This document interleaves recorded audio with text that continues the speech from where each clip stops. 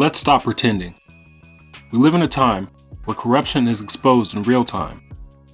Scandals surface, institutions get questioned, power struggles get dragged into the light, and yet, nothing changes. People still clock in, still scroll, still pay bills, still argue online. So here's the question no one wants to answer. If the veil is lifted and we see the system more clearly than ever, why does life keep moving like nothing happened? That's what Snowpiercer understood.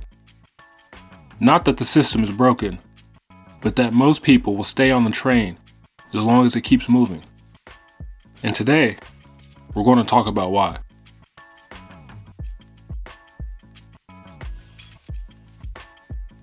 In Snowpiercer, the world isn't frozen. Humanity survives on a single train. The back is filthy, cramped, starving, while the front is luxurious, full of wine, classrooms, sushi bars. Simple metaphor, right? Rich versus poor. But that's surface level. The real genius of this film is this. The train works. It feeds people, it moves, and it sustains life. Even the oppressed are surviving, and that's dangerous. Because people don't revolt when they're surviving. They revolt when survival becomes unbearable. As long as there's just enough food, just enough comfort, just enough distraction, people adapt. They complain, they cope, and they normalize. And that mindset is stronger than chains.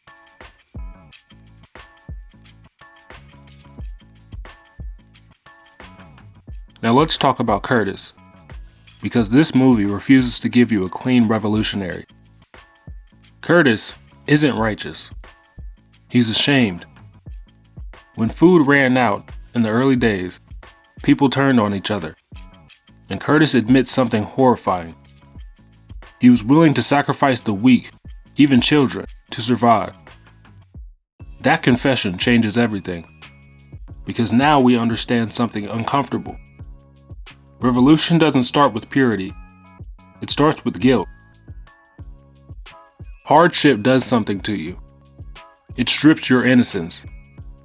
It strips your belief that you're a good person, and it forces you to confront what you're capable of when pushed to the limit. And that's where real revolution begins. Not in anger, but in the moment you realize, I can't live like this anymore. Not because of them, but because of who I've become. And that's real.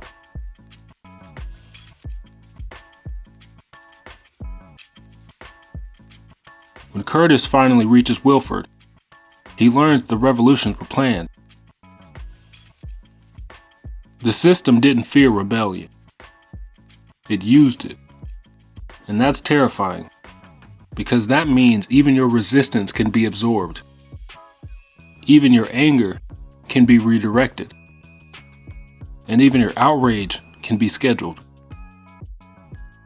Now the question changes. It's not, can you fight the system? Instead, it becomes, can you fight something that has already accounted for your rebellion? And this is where most movements collapse, not because they're crushed, but because they realize how deep the structure really is. And that feeling, that moment of, this is bigger than I thought, that's where most people go back to their seats.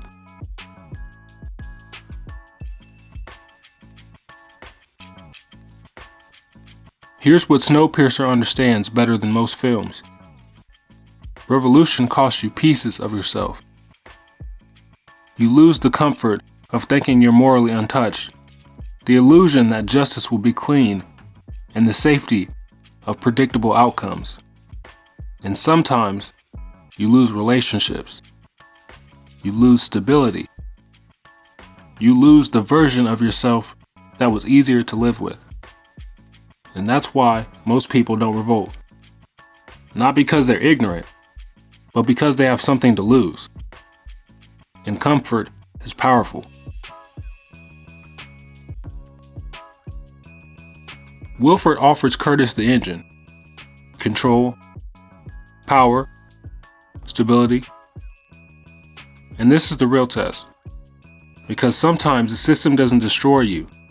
It invites you in, and it says, "You're right, it's broken, so help us run it."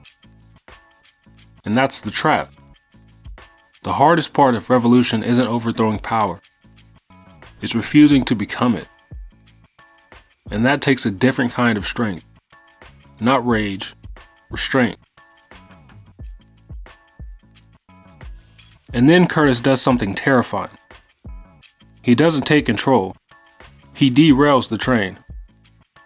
That decision is the purest form of courage in the film, because there's no guarantee. Just the snow. Silent. But for the first time, reality isn't engineered. It isn't managed, nor is it balanced. It's real, cold, dangerous, and honest. Now here's where the film becomes relevant to us. We live in a time where systems are massive, institutions are complex, technology shapes perception, and outrage cycles constantly. Most of us are aware something's off, but awareness alone doesn't equal action, because action costs time, money, comfort, relationship, and stability. Snowpiercer doesn't tell you to rebel. It asks you, are you prepared to lose what rebellion requires? Because if you're not, you'll stay on the train, and you'll convince yourself it's fine. The final image of the film isn't victory. It's two children in the snow. No instructions, no blueprint, no guarantee.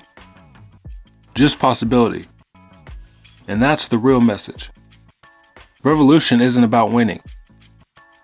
It's about choosing reality over managed survival. After the illusion breaks, and after the lies are exposed, you are left with something rare. Choice. Stay in the machine, or step out into the cold. Snowpiercer doesn't scream "rise up." It whispers, if you do, understand the cost. And most people, they're not afraid of the system. They're afraid of what they'll have to sacrifice in order to leave it. And that's why revolutions fail. Not because people are blind, but because comfort is stronger than conviction.